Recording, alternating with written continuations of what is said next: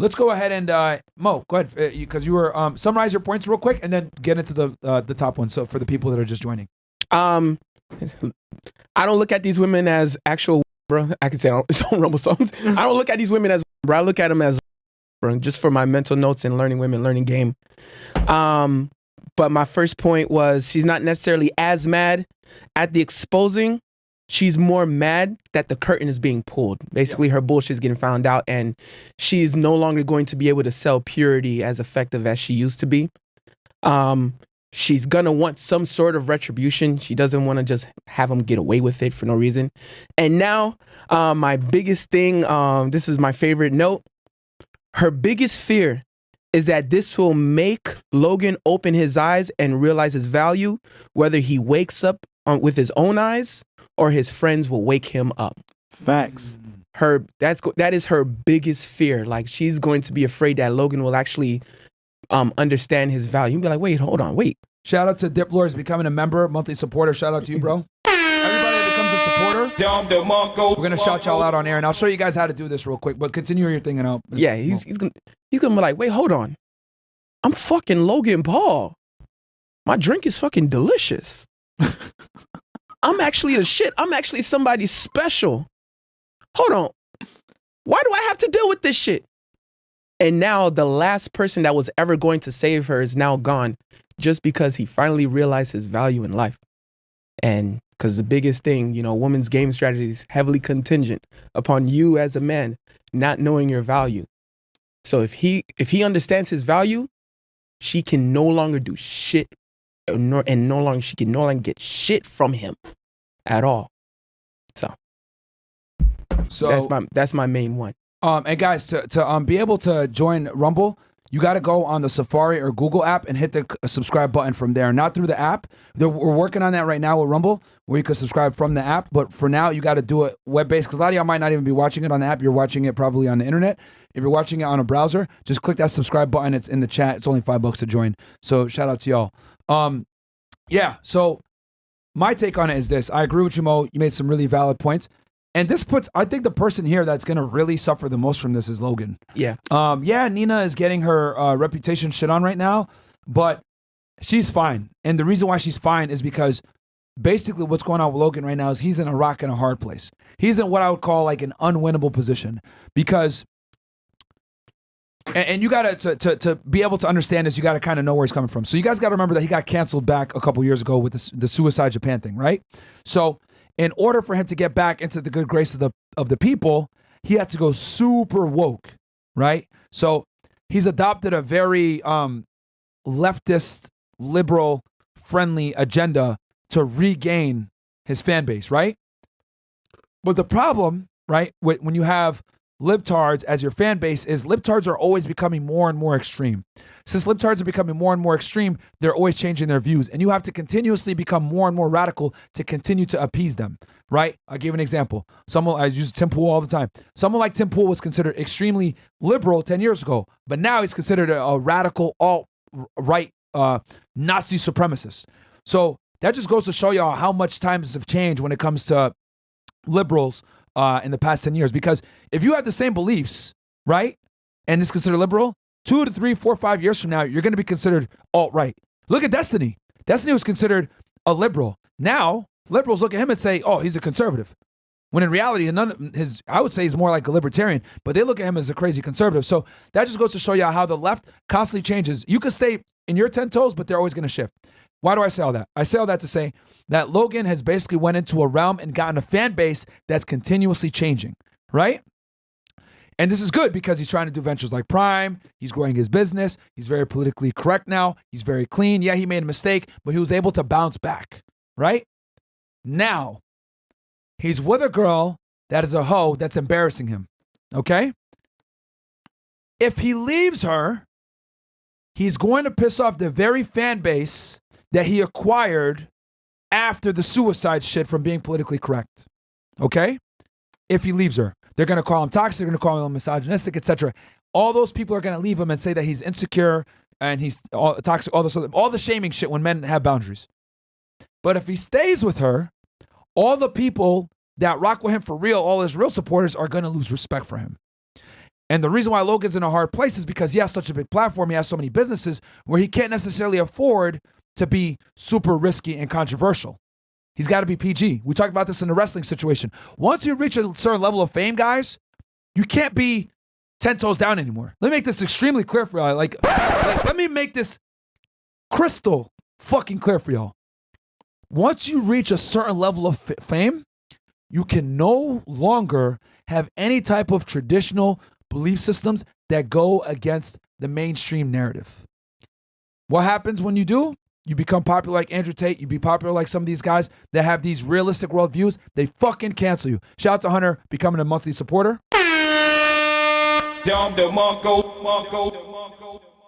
Because when you have influence, that's when they attack you. They don't care if you're smaller. That's kind of why, like with us, like I'm kind of glad that we never like blew up that big. Like we blew up, but we're still small enough to fall under the radar of all these like big companies and stuff like that. But once you get too big and you have certain beliefs, they cancel you like this, guys. Okay? So Logan is in a rock and a hard place because I know deep down as a man, he's like, bro, fuck this bitch, bro. Like, god damn, like, what am I? Like, yo, like, did I make the right choice? I know he's going to bed at night thinking that shit. I know he is, bro. He's a man.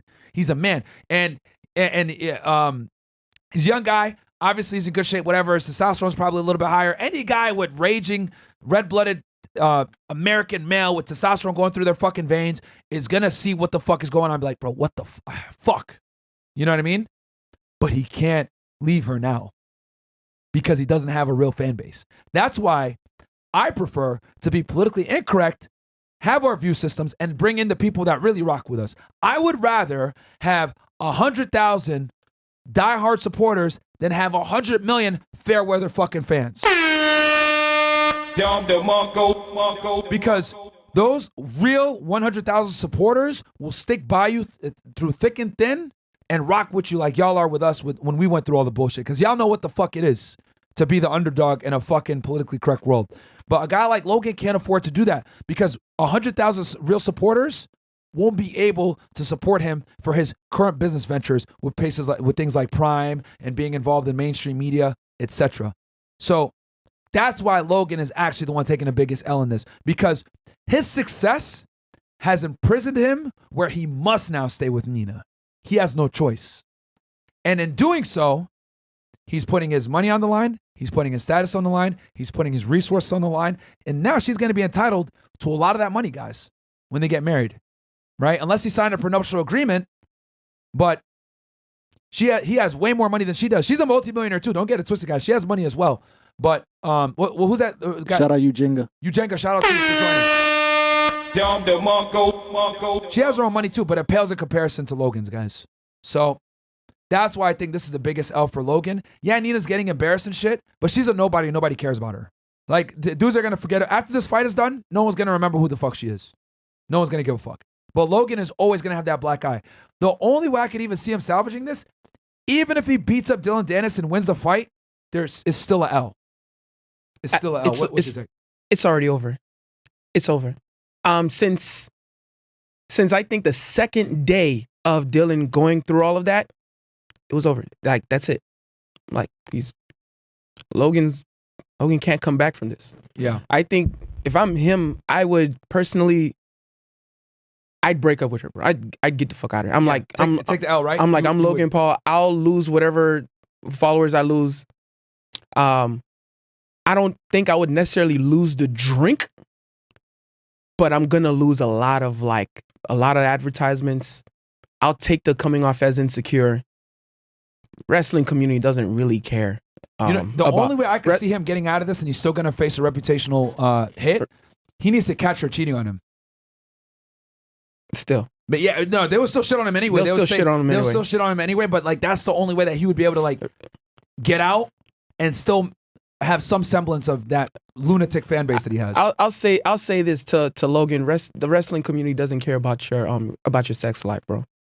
They don't care about your relationship life. Oh yeah, because he's actually respected in the wrestling community. Yes, he's actually one of the most impressive celebrity to do they cheer when he comes out? Yeah. Yeah, he gets huge, like big pops? Huge. Yeah. And And wrestling community is known as like, yo, we don't care about your sex life. Yo, if you cheated, so what? We don't. That's true. We don't.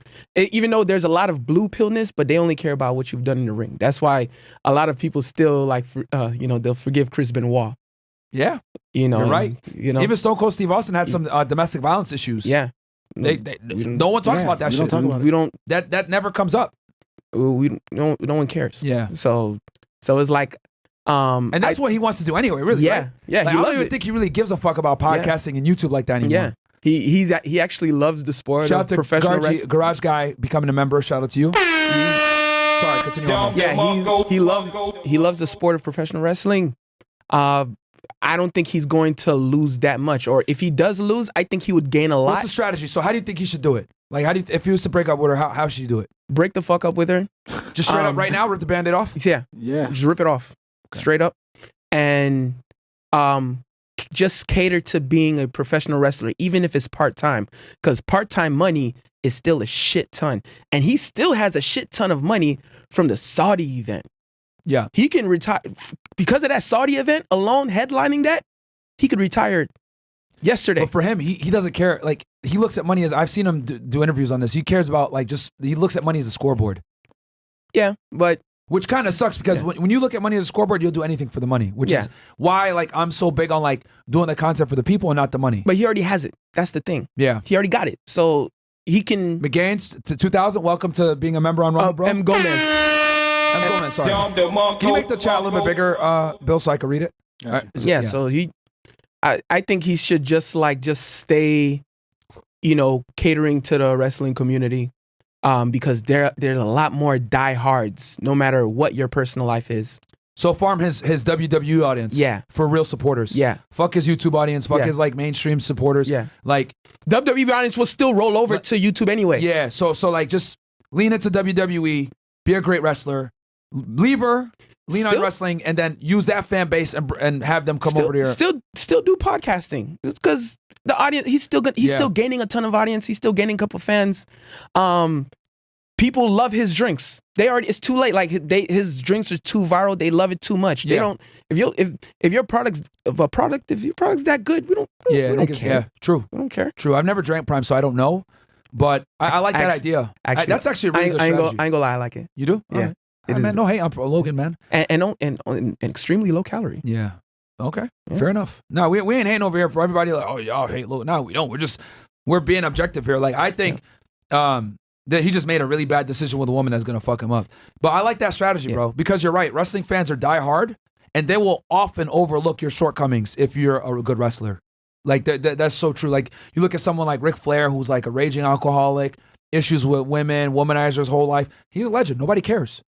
Like the wrestling community will absolutely forgive your outer ring shit if you entertain them in the ring. And I think that's a fantastic strategy to leave that bitch, lean into the WWE audience that loves him, cultivate a fan base there, right, that really loves you, segue that into your podcast, your YouTube career, bring on wrestlers on your podcast more. He had Edge on his podcast. Lean into that more and just farm that audience, because what I will say about wrestling fans is they're fucking dedicated, bro. Like they stand behind their people crazy. Because like now that I'm thinking about it, like, yo, so many of the legendary wrestlers have a bunch of fucking like controversial shit that happened behind the scenes that no one talks about. Like nobody knows that Austin's like been arrested for domestic violence a few times. And no one talks about that shit. Everyone still forgives Jeff Hardy. And he's had to go through different rehab so many different times. Yeah, you're right. Matt too. Yeah. Matt Hardy. Not as much as Jeff. Yeah, Jeff is bad. Jeff is bad. Yeah. But and not just the community and the fan base, the industry, like the corporations, the decision makers, they also don't care about your personal life that much. Yeah. As long as you produce and give them money, they're gonna keep forgiving you. Yeah. They're gonna keep giving you chances. Yeah. And they're gonna allow you, they're gonna allow you to like, make partnerships on whatever else you're doing. Yeah. So yeah. And I like wrestling is like one of those like you hate it or love it type things. Like I know we got some criticism like y'all did a whole stream on wrestling. Yeah, we like wrestling, bro. Like what? You know what I mean? Like whatever. But like the people that do rock with wrestling, they love it, bro. And yeah, you're right. We had a lot of super chats. Yeah. People are going. It's one of those things like you love it or you don't. And I think that's a fantastic strategy. I didn't think about that. But yeah, he's in a rock and a hard place with this chick, bro. Like she's literally like ruining his shit, and it couldn't have come at a worse time. Like if it was just this, it would have been like salvageable. But like between this, the crypto zoo bullshit, like bro, he's just been getting punched over and over again. Like I haven't seen someone dragged through the media as badly as him in a while. Like he's literally getting beaten up bad. I'm gonna get a little off script here. I'm still gonna be within the boundary. I'm trying to be as objective as possible. There's one episode I would love for any guy who's about to be in this situation to watch. Our Fresh and Fit episode. It was June 2021. It is a collaboration with the roommates talking about the Lil loaded himself over his ex. That is the one video I recommend to everyone. And this situation that's how you found us, right? Yeah. Oh, I found you guys through roommates and Kevin. Don Pino 91, welcome, bro. But that episode, R.I.P. to Kevin Samuels. But that episode was like, I will defend Fresh and Fit to the day I die because of that was one of our most powerful episodes. I was going to I was not like a similar situation, but it was like I was going through a chick like I was gonna give everything to a chick who was still gonna say like, well, she's the alpha woman, and she's an independent boss babe, and she's taking the lead while I still have all the responsibility. I was just gonna go through that, and I remember watching that episode, and then I was like, wait, what the? Connected the dots. I don't need this shit. Like, and then she was like, Mo, I wanna go to the Versace mansion. I said, no. Nope. No. Nope. No. Nope. No. Oh shit! Oh shit! It was the most liberating feeling I've ever felt in my fucking life. Just an idea of understanding your own value. It's like the world is lifted off your shoulders and you feel lighter than ever. And it's because of that episode with the roommates talking about Lil Loaded himself. And that's what I recommend almost everyone in the chat watching. And most of all, I recommend Logan Paul to watch that. If he's watching, yeah, man. Diolo is now a monthly supporter. Shout out to you, bro. Because someone in the chat, one of the homies, can one of y'all drop that link in the chat? Because it actually was a good episode. We did it with the roommates. It was a fantastic collaboration. People can say what they want to say about Hafiz, but I like the guy. I don't have an issue with him. I wish him the best. I know that I think the roommates don't make content together anymore. Hafiz kind of went off on his own. But that was a great episode. We did some pretty good collabs. I look at the roommates kind of as like the cleaner versions of us. Like we're Wario and Waluigi. They're like Mario and Luigi. We're like the evil twins. I'm always gonna have appreciation for them for introducing me to you, Myron. So. Somebody put in the chat how it feels. Yo, yeah. But yeah, someone in the chat will throw it in there for you. Yeah, bam. I see some guys throwing it in there right now. But yeah, dude, like. Guys, this is dangerous stuff, man. I mean, we can make jokes and sing the Pokemon anthem about hoes and all that other shit, but it's like, we kind of make fun we make light of a very dark situation, but there's dudes that literally are here because of women, bro. Like, it's that crazy. Like, dudes are ending it all. They're taking a permanent solution to a temporary problem, and that's the worst thing you can do, man. So just know your value, and that's gonna, having this red pill awareness is gonna save your life. But yeah, that's really it on my end. He's got to leave her, bro. And I like your strategy with the WWE thing, but he ain't gonna leave. He's not gonna leave, even if he beats Dillon Danis up. Like, he'll get a little bit of redemption, but the way he discredits the red pill, he ain't leaving, bro. Yeah, he can't. He can't. Yeah, he can't. He's got to stay 10 toes down with her now. Mike Madge, like all these guys, like they gotta, because I did a whole pod. We reacted to it on Locals, guys. Go feel free to check it out, where they talked about who's that just joined? Flaming Heron. Flaming Heron, shout out to you. One of our mods. One of our mods.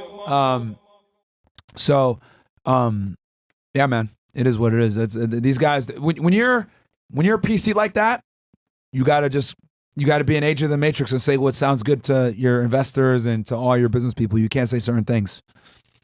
So, all right, let's hit some of these chats and then we'll close this thing out.